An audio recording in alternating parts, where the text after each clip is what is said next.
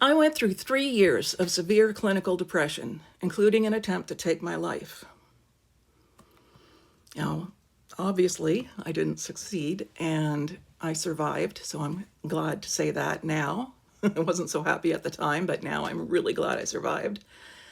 And as I was improving and getting better, I decided I needed to write a book to educate people on what depression feels like from the perspective of those who are depressed. And what they should say, what they shouldn't say, what they can do to help, what they shouldn't do. Things like that. And I just thought, well, my perspective alone isn't enough because everybody is different, right? So I interviewed several people that I met along my journey, and I shared their stories along with my own in a book. This took me years to write. I started writing, I think, in around 2012, and I just officially got it published. It came out in January. So yeah, it took a long time. Now, it's not that the book was that hard to write. It's actually under 100 pages, just under 100. But that's quite deliberate because someone who's depressed won't read a thick book. And if you want to help someone who's depressed, you don't want a thick book either. You just want someone to get straight and to the point. So that's what the idea was behind my book. I met so many people along my own journey, and some became good friends, and we exchanged email addresses. Plus, I knew people locally that were struggling as well. So when I decided to write this book, I emailed everyone I could think of that would be relevant and asked if they would be willing to participate in my book. And I don't think anyone said no. Everybody said yes, they would be happy to contribute. So I put together a list of questions like, what does depression feel like for you? What do people say that make you feel worse? What could people say that would actually help? The same for what would you do for someone who's depressed as opposed to what you shouldn't do? A lot of that kind of thing. And of course, I'm just one person and my story alone wouldn't resonate with everyone, but I think everyone will find someone in this book that they can relate to. I interviewed people from different ages, both men and women. I didn't ask about their religious affiliations or their lifestyle because that wasn't relevant. I was just focused on depression. So I've got quite a mix of people. I tried to make sure I had people from different cultures as well in there. It was a lot of work for me. It was hard to work on it some days because I was trying very hard not to get pulled back down into depression. So sometimes the book would sit on a shelf for months. I think even a couple of years, I didn't touch it. Then every now and then I would feel that push inside me that I need to get this book done. So I'd get to work on it again. So in January of this year, 2026, my book officially was published, edited properly, and put out there for people to buy.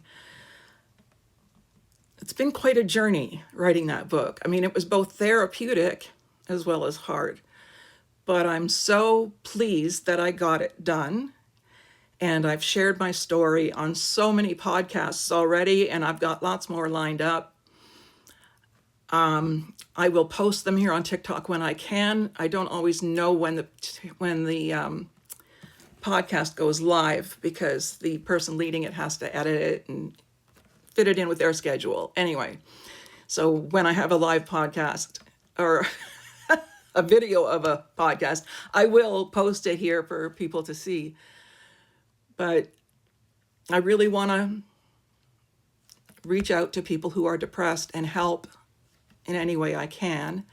Now, I'm not a therapist. I'm not a counselor. I'm just simply someone with experience. And that's the same with everyone I interviewed. I did not interview a doctor. I did not interview a psychiatrist. There are no statistics or data.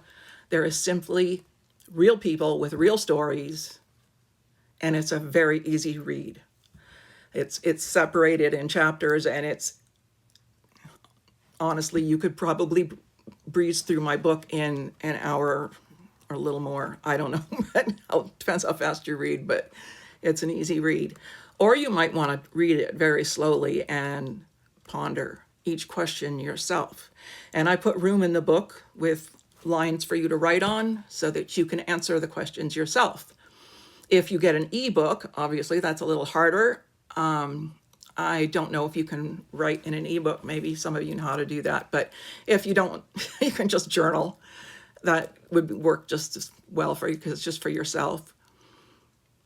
But it's available on most online bookstores. I've promoted it on my site several times. If you go to the first pinned post, you'll see info about the book. I'm just not holding up a copy right now because I just wanted to tell you why I'm focused on depression so much lately and why I'm throwing in now some encouraging posts instead of making them all about depression because it was getting a little heavy and I didn't want people feeling too depressed to come to my page because it just weighed them down.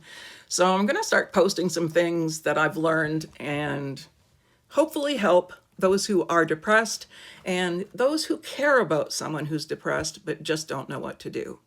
So please stay tuned because there's going to be more. Follow, share if you know anybody who is either battling depression or has someone who's depressed in their life. Please share this post.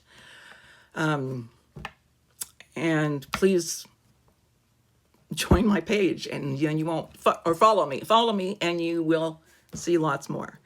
Okay, have a great day. I'm not good at making videos, so I hope this turns out okay.